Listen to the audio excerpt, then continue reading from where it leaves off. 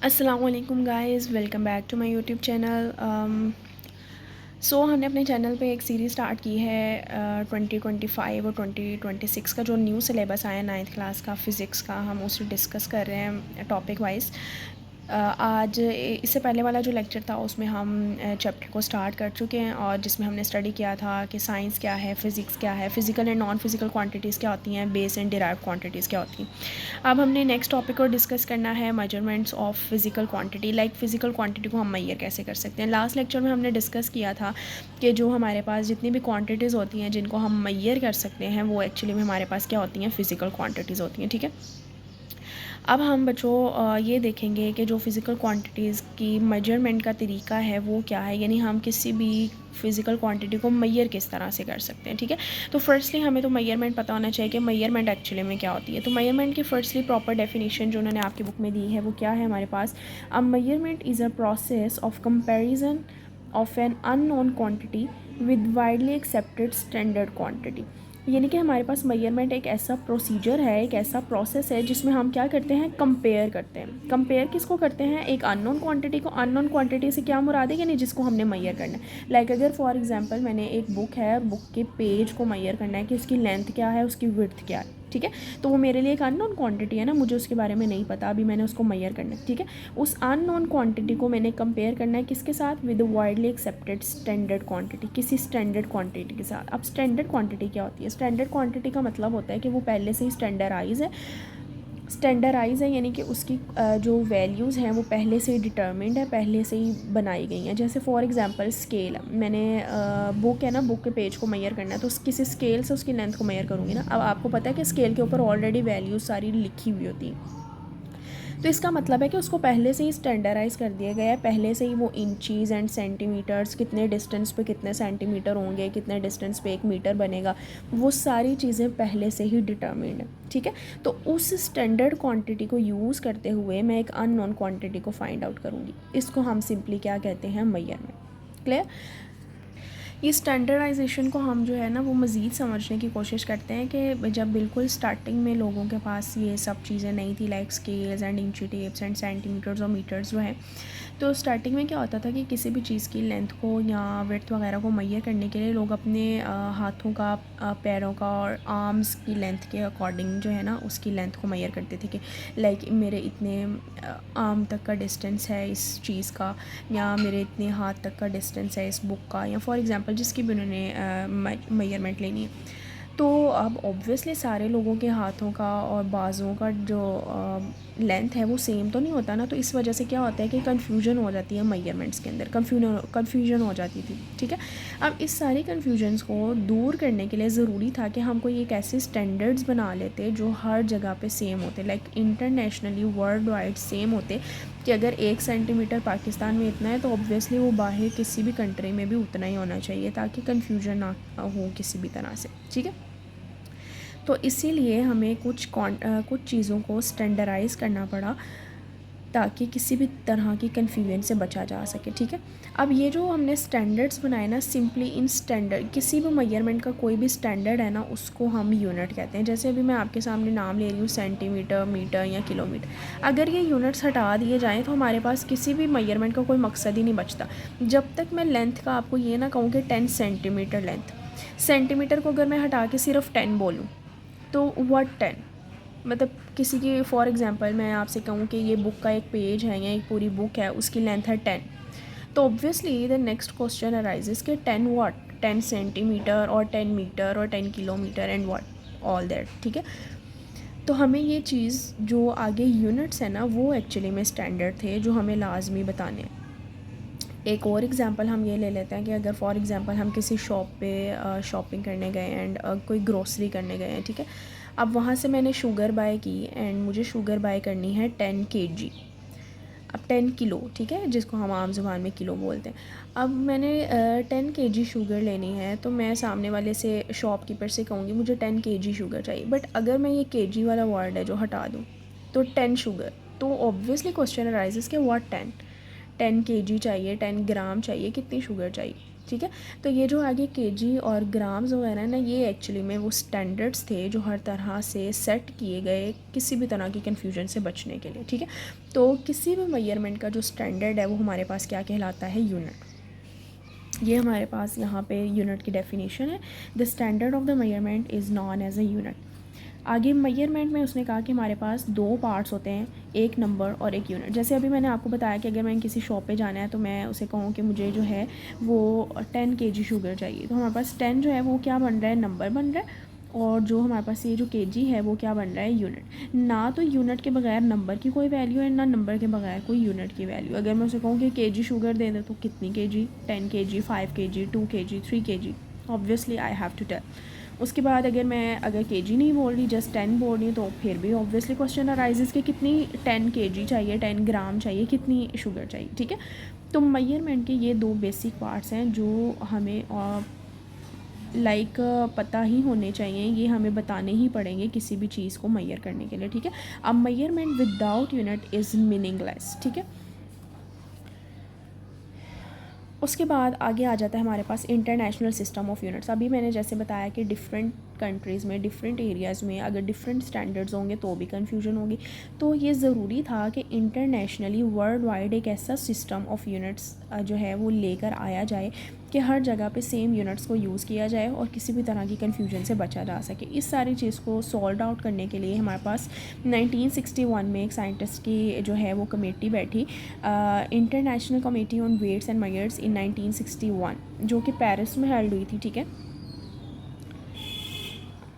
जिसमें उन्होंने हमारे पास 7 बेस यूनिट्स को सेलेक्ट किया। जिस तरह से मैंने अभी आपको पीछे लास्ट वाले लेक्चर में बताया था कि बेस और डिराइव क्वांटिटीज़ में एक्चुअल डिफरेंस क्या है, जिसमें मैंने आपको वो ईंट और बिल्डिंग वाली एग्जांपल दी थी, ठीक है।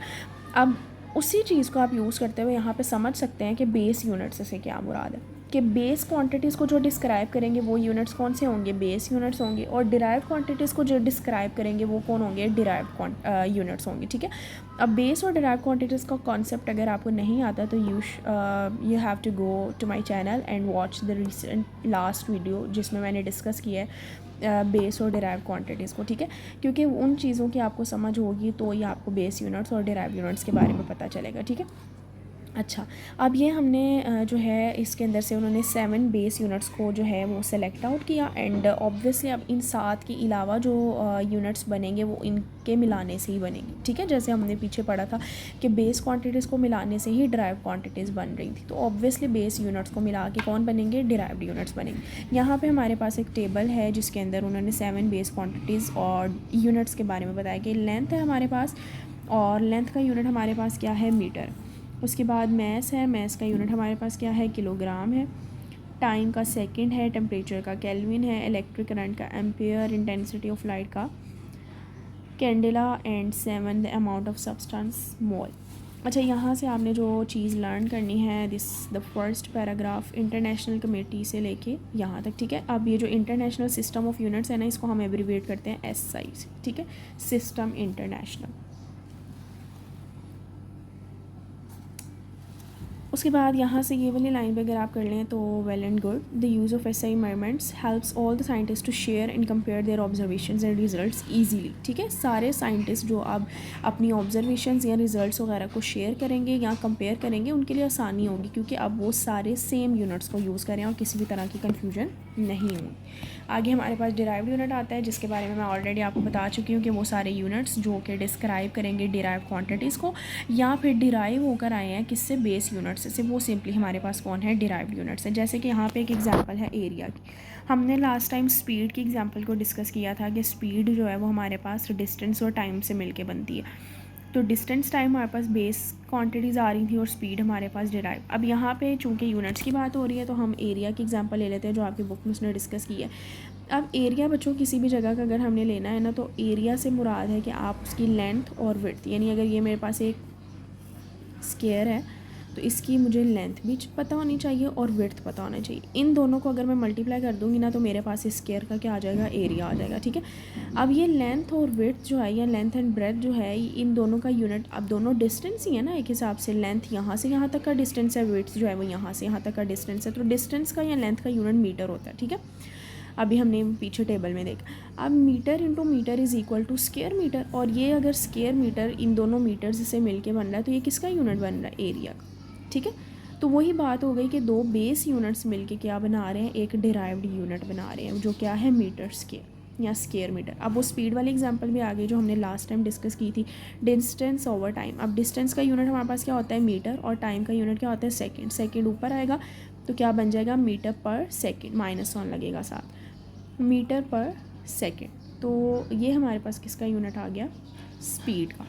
ठीक है, तो अब इसके अंदर देखें, ये जो मीटर आ रहा है और सेकंड आ रहा है, ये दोनों कौन से यूनिट्स हैं? बेस यूनिट्स हैं। इन दोनों यूनिट्स को मिला के जो एक यूनिट बन रहा है मीटर पर सेकंड, ये हमारे पास कौन सा यूनिट है? Derived unit. ठीक है, नेक्स्ट हमारे पास टॉपिक है SI प्रीफिक्सेस का। प्रीफिक्सेस, प्री का मतलब होता है पहले, प्रीफिक्सेस यानी कोई भी ऐसा वर्ड, कोई भी लेटर, कोई भी नंबर हो सकता है जो हम सिंपली ऐड करें किसी यूनिट से पहले। जैसे अभी हमने पीछे एग्जांपल एक डिस्कस की थी कि अगर मैं किसी शॉप पे फॉर एग्जांपल लेने के लिए जा रही हूँ शुगर, ठीक है, और शुगर के लिए मैंने आपसे कहा कि 2 चीज़ों का होना ज़रूरी है। एक तो उसका नंबर, ठीक है, जैसे मुझे 10 kg शुगर चाहिए, ठीक है, और एक उसका पता होना चाहिए मुझे यूनिट। क्लियर? अब ये जो यूनिट है ना, ये किलोग्राम, kg। अब इसमें एक्चुअल यूनिट जो है ना वो ये है, ग्राम। और इस ग्राम से पहले ये जो वर्ड है ना, सॉरी लेटर है, लेटर ही बोलेंगे, नहीं अल्फ़ाबेट बोलेंगे। ये जो अल्फ़ाबेट है kilo, this is actually the prefix. कोई भी वर्ड, कोई भी लेटर या कोई भी नंबर जो आप किसी भी यूनिट से पहले लगा दो, वो हमारे पास प्रीफिक्स कहलाते हैं। इन प्रीफिक्सेस की स्पेसिफिक वैल्यूज़ होती हैं बच्चों, जो आपके यूनिट को कम या ज़्यादा करती हैं। ये मतलब आपकी यूनिट की वैल्यू को कम या ज़्यादा कर रही होती हैं। क्या हो रहा है? अच्छा,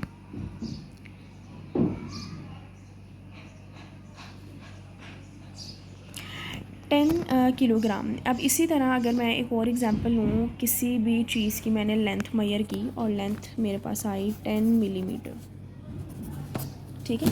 अब इसके अंदर जो हमारे पास मीटर है ना बच्चों, ये मीटर हमारे पास एक्चुअल यूनिट है, और इससे पहले ये जो मैंने मिलीमीटर, मिलीमीटर बोला ना, इसमें ये जो मिली है ये एक्चुअली में हमारे पास क्या है? प्रीफिक्स है। इनकी कुछ स्पेसिफिक वैल्यूज़ होती हैं, 10 पावर होती हैं, 10 टू रेस पावर 2, 3 या -3, इस तरह डिफरेंट प्रीफिक्सेस की डिफरेंट वैल्यूज़ होती हैं। अब इनको हम यहाँ से डिस्कस करते हैं, ज़रा बुक से कोई एग्जांपल देखते हैं। अच्छा, आपकी इन्हें डेफिनेशन यहाँ से करनी है। प्रीफिक्सेस आर द वर्ड्स और symbols added before SI unit such as milli, centi, kilo, mega, giga. अगर इजी वर्डिंग में हम प्रीफिक्सेस को समझना चाहते हैं तो सिंपली उसकी एक एग्जांपल उन्होंने आपकी बुक में कोट की है कि 1000th part of a metre is millimetre. Like एक बहुत बड़ी लेंथ है हमारे पास मीटर, तो उसके अगर फॉर एग्जांपल मेरे पास एक छोटी सी चीज़ है, एक पेंसिल है, और उस पेंसिल का एक छोटा सा पार्ट है, आप ये समझ लें कि पूरी पेंसिल जो है वो हमारे पास 1 मीटर है, ठीक है। लेकिन मेरे पास एक ऐसी चीज़ है जिसको मैं मेजर करना चाहती हूँ, वो पेंसिल का बिल्कुल अगला वाला हिस्सा है, छोटा सा, उसका जो जिसके साथ हम लिखते हैं ना, उसकी निब जो है वो, ठीक है। अब वो पेंसिल के मुकाबले में कितनी छोटी है, अगर मैंने उसको मेजर करना है तो then what I have to do. तो फिर हमने उन चीज़ों को जो है वो सिंपली मेजर करने के लिए प्रीफिक्सेस को देखा। प्रीफिक्सेस में हमने मीटर की प्रीफिक्स, जैसे हम मीटर के साथ यूज़ करें मिलीमीटर फॉर एग्जांपल, सेंटीमीटर भी यूज़ कर सकते हैं, तो मिलीमीटर एक्चुअली में क्या होगा कि उस मीटर का 1000वां हिस्सा, ठीक है। तो आप ये समझ लें कि पेंसिल का 100वां या 1000वां हिस्सा उसका क्या है? अगली वाली निब है। तो उसको मेजर करने के लिए फिर मुझे ऑब्वियसली प्रीफिक्सेस को यूज़ करना पड़ेगा। तो हर बार हम एक बड़े यूनिट को यूज़ नहीं कर सकते, तो बड़े यूनिट की वैल्यू को छोटा करने के लिए हम उसके साथ किसको यूज़ करेंगे? प्रीफिक्सेस को यूज़ करेंगे, ठीक है, जिनकी डिफरेंट वैल्यूज़ होती हैं। कभी यूनिट्स को, बड़े यूनिट्स को छोटा करने के लिए, और कभी कुछ ऐसी भी वैल्यूज़ होती हैं जिनकी प्लस में वैल्यूज़ होती हैं, जैसे किलो है तो वो ग्राम की वैल्यू को बढ़ाने के लिए यूज़ होती है। ग्राम छोटा यूनिट है और किलोग्राम जब मिल जाता है तो वो एक बड़ा यूनिट बन जाता है। किलो की वैल्यू 10 की पावर 3 यानी 3 ज़ीरो मज़ीद आगे लग जाते हैं, ठीक है। तो सिंपली इस तरह से आप प्रीफिक्सेस को जहन में रख सकते हैं। तो प्रीफिक्सेस कोई भी वर्ड है, कोई भी लेटर है, कोई भी सिंबल है जिसको हम ऐड करें किसी भी यूनिट से पहले, ठीक है। और इनके मल्टीपल्स और सब मल्टीपल्स होते हैं, जो अभी मैंने आपको बताया कि जैसे 1000 का कह रही हूँ, 1 मीटर का 1000वां हिस्सा हो गया, ठीक है, या 1000 से कभी मल्टीप्लाई भी हो जाता है जैसे किलो के केस में।